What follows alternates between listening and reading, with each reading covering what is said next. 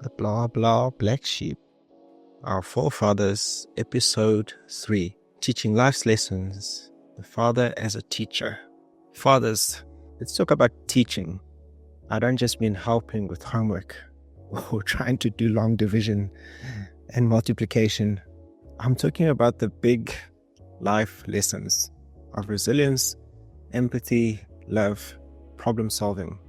Research from the National Fatherhood Initiative shows that children with involved fathers are 39% more likely to earn mostly A's in school. Now, wouldn't that be fantastic if your child could bring home A's from school? I don't know that any parent wouldn't want that. But the most important lessons aren't found in textbooks. They're found in conversations, moments of challenge, sometimes trouble, and even in the failure itself. Again, studies show that children whose fathers are actively involved in their education and personal development are significantly more likely to excel academically and socially. The National Center for Education Statistics found that children in father-absent homes are more than twice as likely to repeat a grade or to drop out of school. Fathers often teach children problem-solving and critical thinking skills essential for future career and life success. The ability to think through problems. I think there are many times, for example, when my sons or my daughters would come, they've been given a packet of sweets and they cannot rip the perforation in it. And they'll come to me with the packet and they say, "Daddy, can you help me with this?" Very often, I will ask them, "Have you tried?" And of course, the answer will be, "Yes, I have." And I'll say, if you really want to get into those packet of sweets, you will make a plan. And more often than not, they are very able to solve that problem and get into that packet of sweets. But it's easy in the beginning to teach children or to incapacitate children and rob them of opportunities to learn that they can overcome things that they might otherwise think they are difficult in the beginning. When fathers are absent, children lack these key developmental lessons, resulting in impulsive behavior and poor decision-making skills during their adolescent years and even into adulthood. They don't learn these lessons from their fathers. Lessons of perseverance, lessons of struggling through, trying again, problem solving, trying something different, when it's appropriate to cry, when it's not appropriate to cry. And by the way, while I'm on that topic, fathers, let's make it okay for children to cry. Let them let out their emotions, be connected to them, learn that the emotion is not a bad thing in and of itself. It's not bad to be emotional. The key thing is in how we manage those emotions and in not being ruled by them. Knowing that we have the power to actually affect and change our circumstances and not be subject to them. Take Trevor Noah, for example. In his memoir, Born a Crime, he talks about how his mother played the main role in his upbringing after his father left. This story we know well. If you're a fan of Trevor Noah, you would have seen it in many of his skits and in his comedy. He talks a lot about this. But those rare moments with his father were pivotal. As he says, they shaped his sense of identity, of belonging in a divided world. And if you know the backstory, you understand exactly what that means. Even those brief interactions, as he says, with his father taught him about who he was.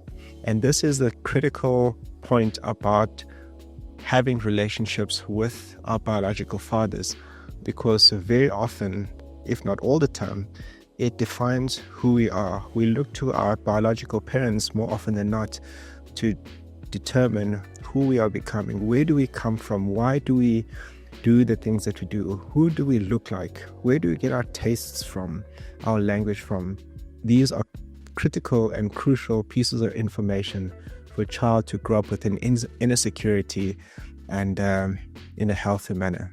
Now, imagine if fathers were there consistently.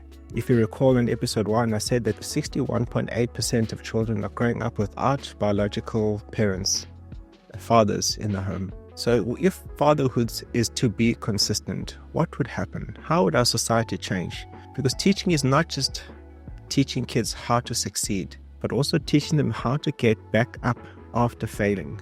So, Buffett, brothers, again, if you're looking for some tools, Here they are. Teaching your child is not just about having answers to all their questions. It is not possible.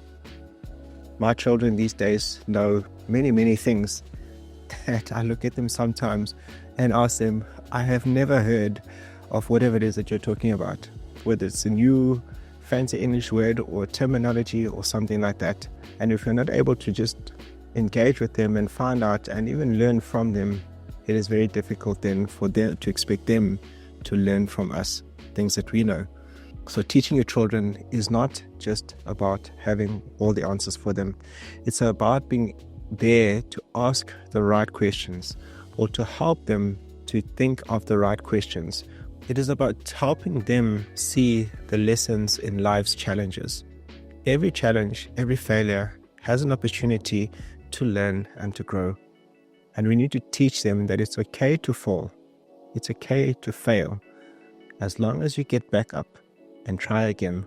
And if I recall back to my challenge in episode 2, I said the same to you, that if you have failed to reconnect with your father or your son, this is a lesson for you as well. It's okay, but you need to get back up and try again. So next time, in episode 4, we'll talk about how to transition from being a teacher to being a counselor for your young adult child, because even grown children need guidance. But you cannot be wanting to guide your child if you have not been there to teach them, if you have not been there to first set a good foundation for them to learn discipline, to learn obedience. This is a progression of how all of us need to go through to develop into responsible and grown men that we need. I will see you again next Thursday in our next episode. And as before, if you're enjoying this content, please leave us a comment in the chat. Give us your account of your experience, what you've learned, what has worked. If you've managed to reconnect with a estranged father or estranged son or daughter, share the story with us too. Help encourage other men out there to be doing. Tell us what has worked, what we can learn from you. And as again, every Thursday, the episodes are coming out. I look forward to seeing you then. Cheers.